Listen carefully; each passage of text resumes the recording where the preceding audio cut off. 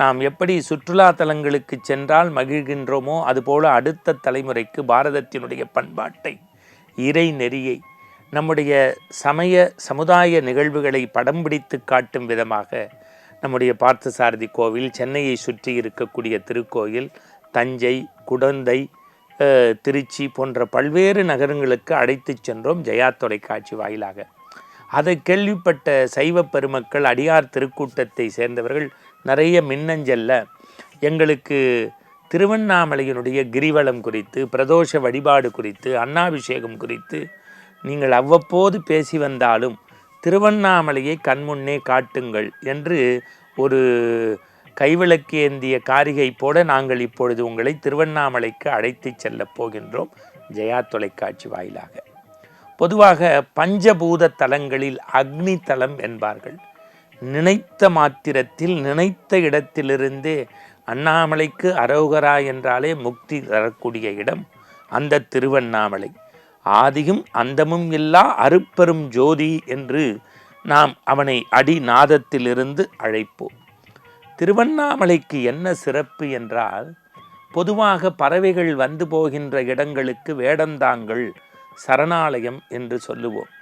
எனக்கு தெரிந்து ஞான குருமார்கள், சித்த புருஷர்கள், மகான்களினுடைய சரணாலயமாக வேடந்தாங்களாக இன்றைக்கும் விளங்கி கொண்டிருப்பது திரு அண்ணாமலை.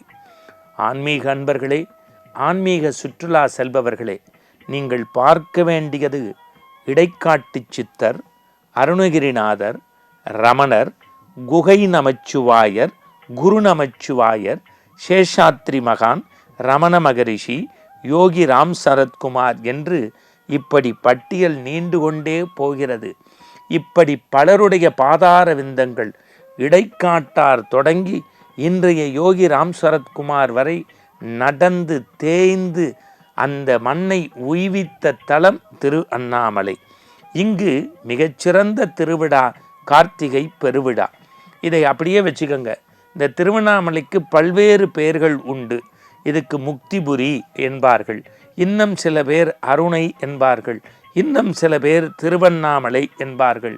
இப்படி புகழ்வாய்ந்த அந்த திருவண்ணாமலைக்கு நீங்கள் திருக்கோயில் உள்ளே சென்றால் காணத் தவறாது அவசியம் பார்க்க வேண்டியது தலவிருட்சம் மகிழ மரம். இந்த மகிழ மரத்தை சுற்றி நீங்கள் வந்த பிறகு திருப்புகழ் பாடிய அருணகிரிநாதருக்கு சிறப்பான காட்சியை முருகப்பெருமான் இருமுறை தந்த இடம் இதோ இந்த திருக்கோயில். இந்த திருவண்ணாமலையில்தான் அருணகிரிநாதருடைய விழா ஆண்டுதோறும் நடக்கும். எத்தனையோ இடங்களில் நடக்கக்கூடிய இலக்கிய திருவிழாவை காட்டிலும் இங்கு நடக்கூடிய இந்த ஓதுவார்களுடைய தமிழும், அந்த நாதஸ்வர கலைஞர்களுடைய இசையும், தமிழ் சான்றோர்களுடைய அருமையான சொற்பொழிவும் அந்த அருணகிரிநாதர் விழாவுக்கு சிறப்பு சேர்க்கிறது. என்னுடைய நினைவு சரியாக இருக்குமே என்றால், பழனி திருச்செந்தூருக்கு அடுத்து அருணகிரிநாதருடைய திருப்புகழ் அதிகமாக பாடப்பெற்ற இடம் இந்த திரு அண்ணாமலை. இதை அப்படியே வச்சுக்கோங்க. நீங்கள் இப்போ இந்த கோவிலுக்குள்ளே வந்தீங்கன்னா, என்னுடைய சரியான கல்வெட்டு குறிப்புப்படி 24 ஏக்கர் பரப்பளவை கொண்ட இந்த திருக்கோயில் 2665 அடி உயரம் கொண்ட மலை உடையது.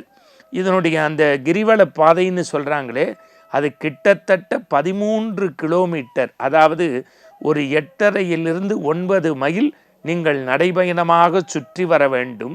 இந்த திருவண்ணாமலை கிரிவலம் வருகின்ற போது இந்த தலவிருட்சமாகிய மகிழமரம் தொடர்ந்து மீண்டும் அதே இடத்திற்கு வந்து சேருகின்ற வகையில் 36 வகையான மலையை சுற்றிய சின்ன சின்ன புண்ணிய தீர்த்தங்கள் சுனை மாறி இருக்கான். இது நிறைய பேர் நம்ம போவோம், அந்த விநாயகரை வணங்குவோம், குட்டு போட்டு முருகனை பார்ப்போம், ஒரு கற்பூரத்தை ஏற்றுவோம், அப்படியே கிரிவலம் வந்துடுவோம். நம்ம இன்னமே அப்படி வரக்கூடாது. அங்கு நீங்கள் பார்க்கணும் இந்த திருக்கோயிலினுடைய சிறப்பு என்ன. கார்த்திகை, பங்குனி உத்திரம், சித்திரை பெருவிழா, அதை தவிர பௌர்ணமி கிரிவலம், இதையெல்லாம் விட ஆண்டுதோறும் நடைபெறக்கூடிய அன்னாபிஷேகம், இன்னும் சொல்ல போனால் சிவராத்திரியை முன்னிட்டு வரக்கூடிய கிரிவலம் இருக்கிறது. அது வாழும் காலத்திலேயே நாம் சொர்க்கத்தின் திறவுகோலை சந்தித்து வந்ததற்கு சமம் என்று அங்கே சொல்லப்படுகின்றது. இவை எல்லாவற்றிற்கும் மேல் என் அன்புக்குரியவர்களே, இந்த கிரிவலத்தினுடைய சிறப்பு என்ன என்று கேட்டால், நம்முடைய பல நோய்களை தீர்க்கக்கூடிய அந்த காற்றும் எம்பெருமானுடைய அருளும் படப்பட உள்ளத்தில் ஒரு ரசாயன மாற்றம் ஏற்படுகிறது என்று திருவண்ணாமலையினுடைய தலவரலாறு நமக்கு பதிவு செய்கின்றது.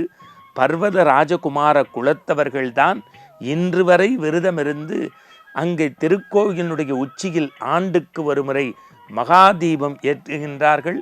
காலையிலே பரணி தீபம் என்று ஏற்றுகின்றார்கள்.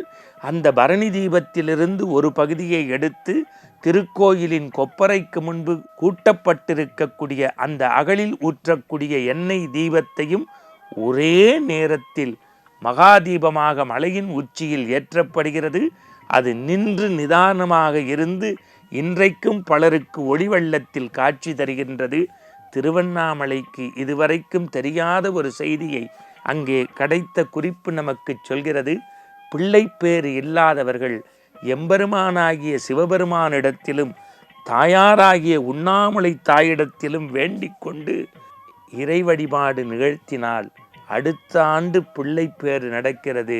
அந்த பிள்ளையை கரும்பு தொட்டிலில் தாயும் தகப்பனும் சுமந்து அல்லது தாய்மாமாக்கள் சுமர தாயினுடைய புடவையில் தொட்டில் கட்டி கிரிவல பாதையிலோ திருக்கோயிலிலோ வலம் வந்தால் அவர்கள் மகானுக்கு சமமான சான்றை பெறுகிறார்கள் என்கின்ற பதிவு நடக்கிறது.